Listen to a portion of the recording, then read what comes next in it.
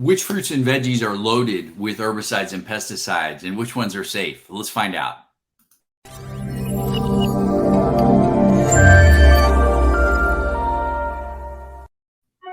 Hello and welcome to another edition of the Ask Dr. Pickel Show. All right, so today we're going to go over some fruits and veggies and which ones are heavily laden with herbicides and pesticides and which ones are safe.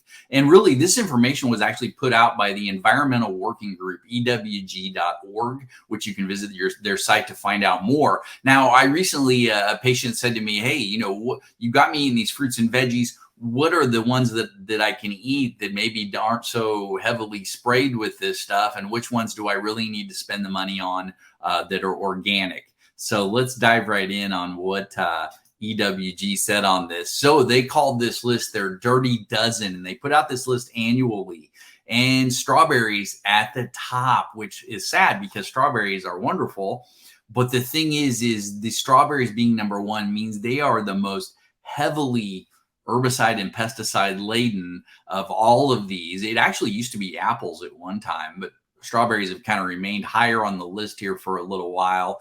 And the problem with this, before we jump into all of this, is like, okay, well, what's wrong with herbicides and pesticides? Why are they a problem? Well, they are called endocrine disruptors in the research, meaning they mess up your hormonal system. So they'll mess up your testosterone levels, your estrogen, progesterone levels. They'll mess up your thyroid hormones, your adrenal hormones, melatonin, any hormone in your body, and the communication between the brain and telling your glands to release or not release those hormones can be disrupted. Also, they can disrupt your nervous system, your immune system.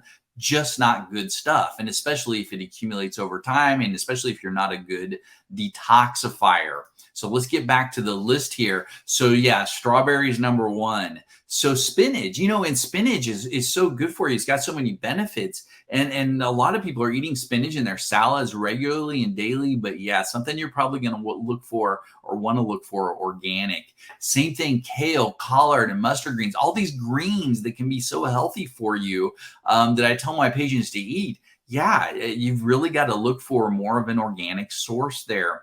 And of course, nectarines, which I love, not good. And apples, I love those too. And then grapes. Yeah, grapes are pretty, and it's pretty much any type of grape, red, green, any of these grapes. And then the peppers, which another favorite of mine. So I wasn't happy to see that on the list.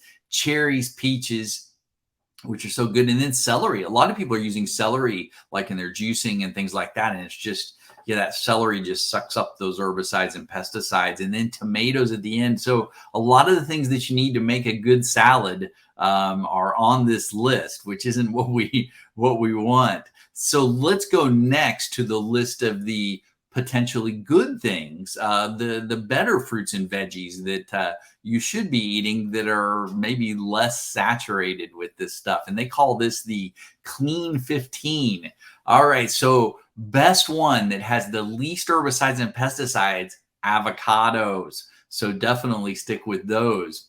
The sweet corn. And, kind of watch your sweet corn, though. Corn high in some things that I'm not, well, we won't get into this. I won't get off tangent so easily like I do and try to start teaching about it all. Stick to the topic. So the sweet corn, pineapple. You do have to watch pineapple, though. It is very high in sugar.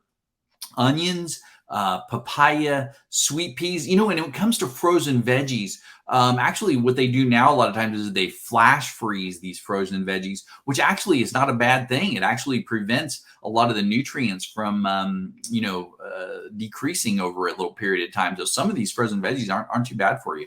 And then asparagus, honeydew melon, all of these just low in herbicides and pesticides, which is great. Kiwi, which is actually one of my favorites. Cabbage, mushrooms, cantaloupe, which I love. And mangoes. Now, mangoes also watch because of the sugar level, especially if you have blood sugar issues. If you have blood sugar issues, you're going to need to watch the mangoes, the watermelon, the pineapple, even the corn potentially. And then there's probably sweet potatoes are the most dense in nutrients of any of all of this. So don't leave out your sweet potatoes. They're fantastic for you. So, if you're going to buy organic, do what's on that, whatever's on the list here of our dirty dozen. Those are the things that you should be looking for, organic wise, if you can find it at the store. And if you can't, look at some other stores. I've had a lot of patients tell me they'll go like to, what is it, Aldi grocery stores, and they'll find things there that are organic that they couldn't even find at your larger chain grocery store. So, look around for some of these things at some different local stores. And then, if you're going to spend the money on organic, make sure it's these 12. Otherwise, these clean 15, it's not going to make much of a difference if you spend more on organic. So you might as well save your money there. But otherwise, hopefully everybody got some great information out of this. And God bless. And watch this next video. I think you'll like the information on that.